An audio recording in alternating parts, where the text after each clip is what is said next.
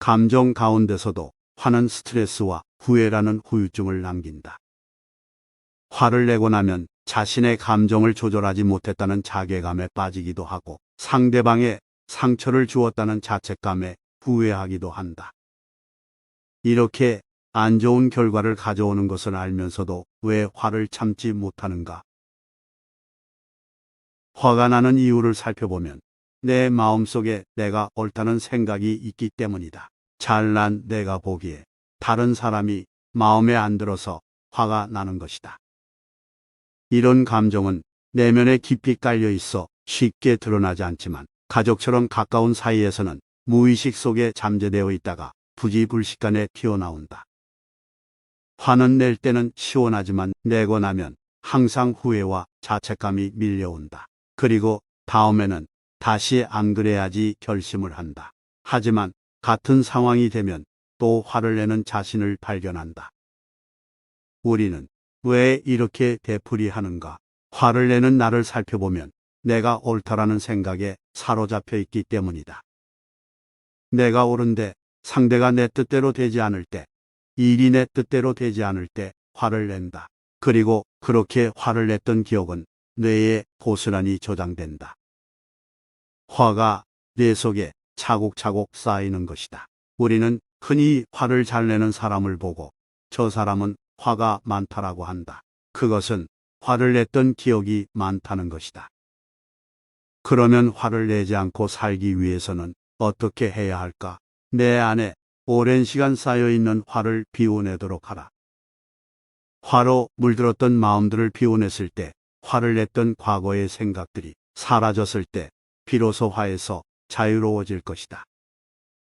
그리고 내가 옳다라는 생각 너머 상대 입장에서 생각해보는 여유도 생길 것이다.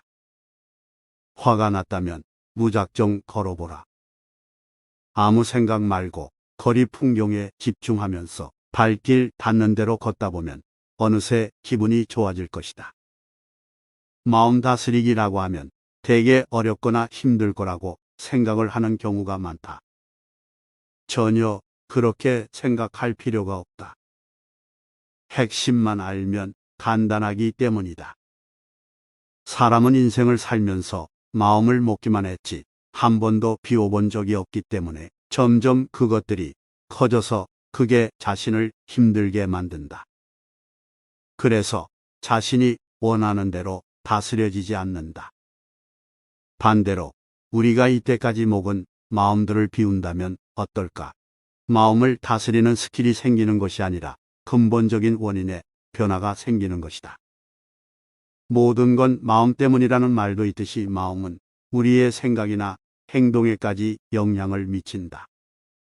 그렇기 때문에 마음에 대해서 얼마나 알고 있느냐와 어떻게 관리를 하느냐에 따라 그 결과는 큰 차이가 난다.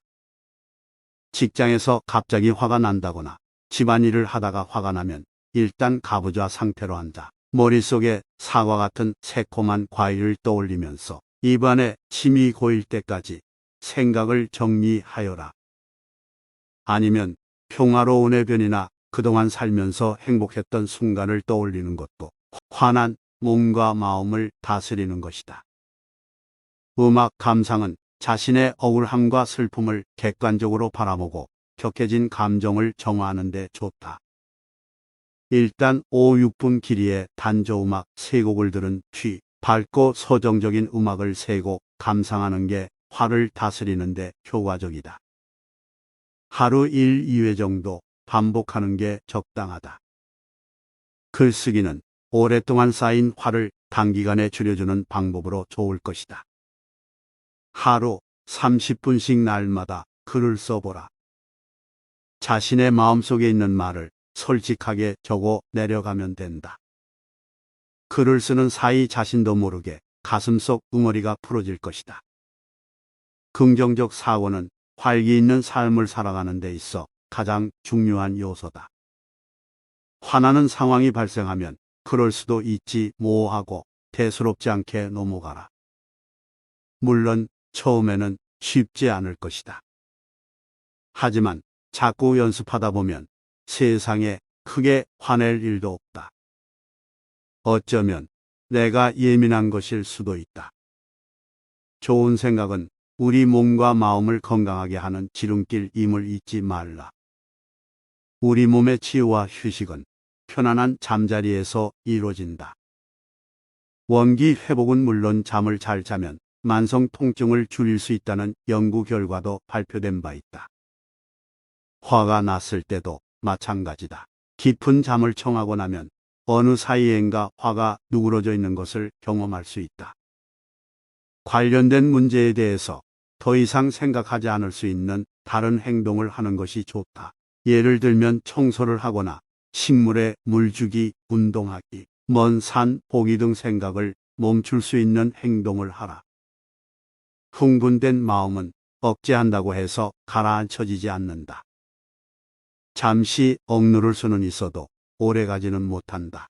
사람들이 욕설, 폭력, 성추행, 도둑질을 하거나 술 먹고 취해서 행패를 부리는 등 계율을 어길 때는 다 마음이 들떠 있을 때이다. 옛날부터 욕심에 눈이 어두웠다. 화가 나면 눈에 뵈는 게 없다. 성질이 올라와서 나도 모르게 그렇게 했다. 이런 표현을 많이 한다. 이것은 다 무지로 인해서 일어난 일들이다.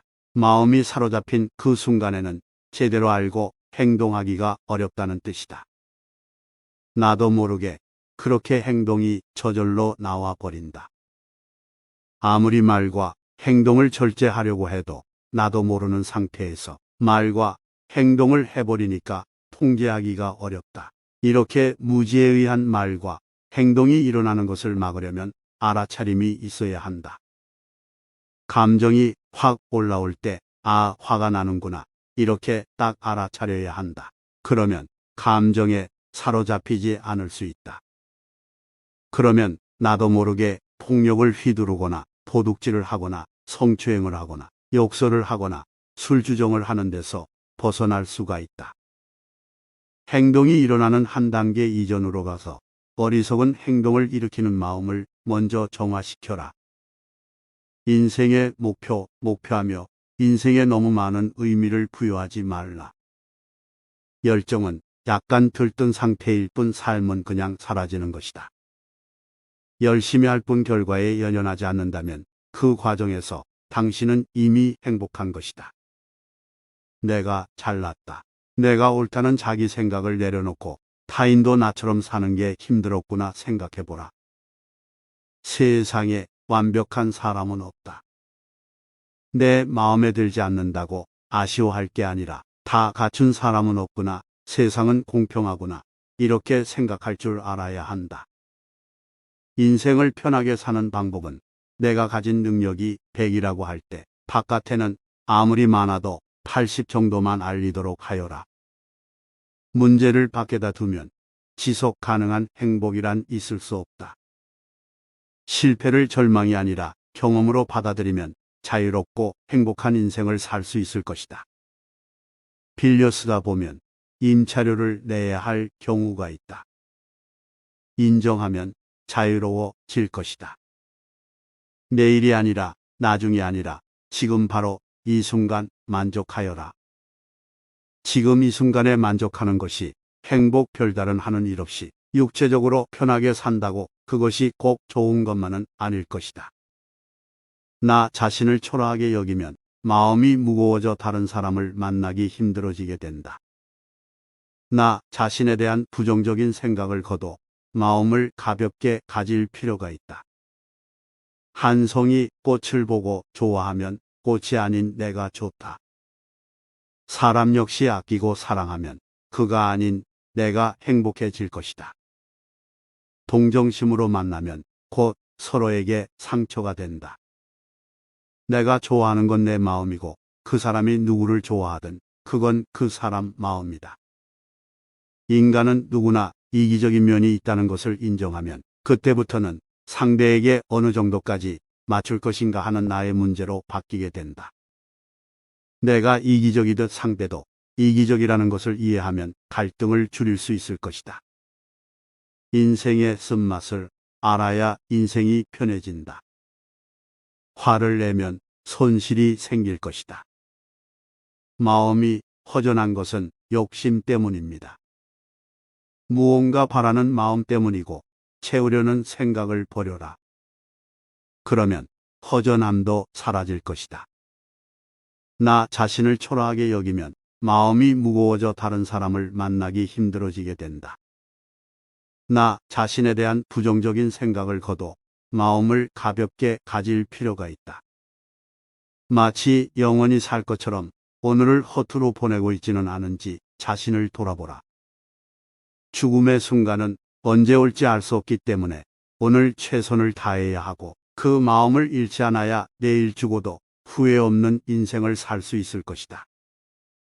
나이 들어감을 한탄하거나 나이를 인정하지 않고 젊어지려고 애쓰는 게 아니라 단풍처럼 물들어가는 나를 차분하게 바라보고 받아들이는 여유를 가질 필요가 있다. 그러면 자연스레 욕심을 하나하나 내려놓을 수 있게 될 것이다. 오는 사람 막지 말고 가는 사람 잡지 말라는 말이 있다. 이것은 인간관계를 아무렇게나 내버려 두라는 게 아니라 주어진 인연을 그대로 받아들이라는 뜻이다. 사람 관계가 변하는 것을 억지로 잡으려고 하지 말고 떠난다고 아쉬워하지도 말고 집착하지도 않아야 편안한 관계를 맺을 수 있다. 그래야 새로운 인연도 만날 수 있을 것이다. 내가 남을 사랑하고 이해하면 내 가슴이 행복해질 것이다. 내가 남을 보살피고 도와주면 내가 어른이 되고 주인이 될 것이다. 이것이 예쁜 옷을 입는 것보다 높은 자리에 앉는 것보다 자기를 가장 아름답게 가꾸는 법이다. 조건이 나쁠 때는 좋아지기만 바라느라 눈이 멀고 조건이 좋아지면 이제는 그 좋은 조건이 사라질까봐 전전긍긍한다. 그러느라 한 번도 제대로 행복해보지 못한 사이 시간은 쏜살같이 흘러갈 것이다. 계율을 잘 지키는 사람은 심성이 착하고 남에게 해를 안 끼친다. 그런데 착하긴 한데 마음이 늘 들떠있거나 우울한 경우가 있다. 착한 사람 중에 이런 경우가 오히려 많아. 이런 사람하고 있으면 좀 답답할 것이다. 그래서 계를 지키는 것만으로는 안 되며 마음이 고요해야 하고 깨어 있어야 할 것이다.